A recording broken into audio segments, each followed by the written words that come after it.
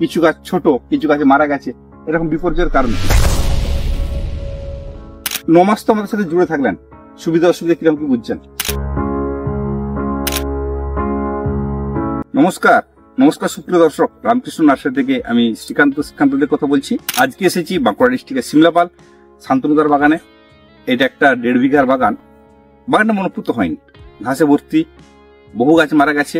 চাষ করতে গিয়ে কি কি সমস্যায় পড়লেন, বা কেন গাছ মারা যাচ্ছে, কিভাবে পরিচর্যা করলে সুবিধা হতো, এর পরিচর্যাটা কি, আমাদের যোগাযোগ কিরকম পান, বা আমাদের গাছের কোয়ালিটি কেমন, ফল আসতে শুরু করছে নাকি, বিস্তারিত থাকছে এই প্রতিবেদনে। নমস্কার শান্তনুদা। হ্যাঁ নমস্কার। কেমন আছেন? ওই চলছে দাদা, আপনার নামটা একটু বলুন। সুশান্ত সিংহ। সুশান্তদা, আপনাকে প্রশ্ন করি, কতগুলো গাছ লাগিয়েছিলেন? 150, 150। 150টা গাছের 70 খানা তো মারাই গেছে। না তা জানি, আপনি মারা গেছিল, আপনি 25টা চারা দিয়েছিলেন। 25টা চারা দিয়েছিলেন? হ্যাঁ, সেটা আপনারা লাগাই ফ্রিতে দিয়েছেন? ফ্রিতে দিই। আচ্ছা, কত ভাড়া পর্যন্ত নেন? এই যে চাষটা করলেন, গাছের বয়স কত হলো? বয়সই তো 9 মাস। তাই এই গাছটা 5.5 ফুট 6 ফুট, কিছু গাছ ছোট, কিছু গাছে মারা গেছে, এরকম বিপর্যয়ের কারণ কি? এটা একমাত্র জলের জন্য। জল মানে কি, জল বেশি না কম? না, জল কম। জল দিতে পারি। সুপ্রিয় দর্শক, আমি বারে বারে যে কথাটা বলি, কাঁঠাল গাছ জল যদিও লাগে না বা কম লাগে, কিন্তু পরিমাণ মতো জল আপনাকে দিতেই হবে।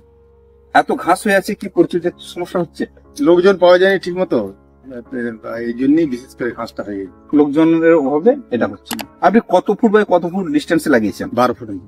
একটা গাছ থেকে আরেকটা গাছে 12 ফুট। 9 মাস তো আমাদের সাথে জুড়ে থাকলেন, সুবিধা অসুবিধা কিরকম কি বুঝছেন? সুবিধা আপনার কাছ থেকে যে সুবিধা বা যে পরামর্শ যেভাবে পাচ্ছি আর কি, হ্যাঁ, এটা অন্য মানে আশা করা যায় না। এই চাষটা সম্পর্কে কত আশাবাদী আপনারা? আশা করে তো শুরুটা করি। ফল কি কিছু শুরু হয়েছে গাছে? ফল আসছে।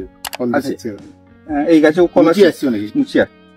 গাছে ফল কিন্তু শুরু হয়েছে, যদিও গাছটার হাইট অ্যাপ্রক্স 3 ফুট, গাছের বয়স 9 মাস, কিন্তু সব গাছে ফল এখন আসতে শুরু করেনি। আরেকটা আমি সমস্যার কথা বলি শান্তনুদা, গাছে কিন্তু আপনি প্লাস্টিকটা কাটেননি, এই গাছটা পরবর্তী ক্ষেত্রে মারা যাবে।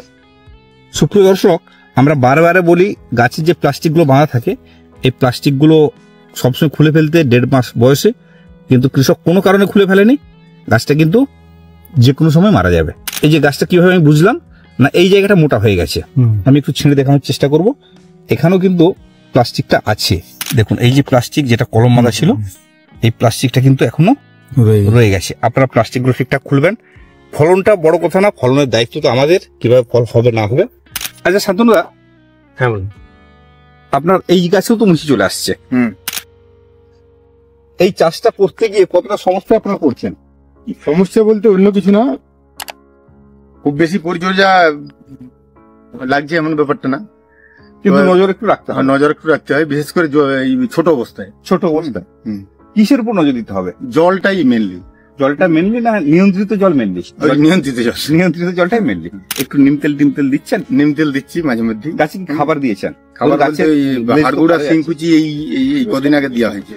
বলছি গোবর সার কতটা দিয়েছেন? ও গোবর সার 5 কিলো। আর হাড়গুড়া সিংকুচি? হাড়গুড়া সিংকুচি বোধহয় 100 গ্রাম, আর হাড়গুড়া 200 গ্রাম।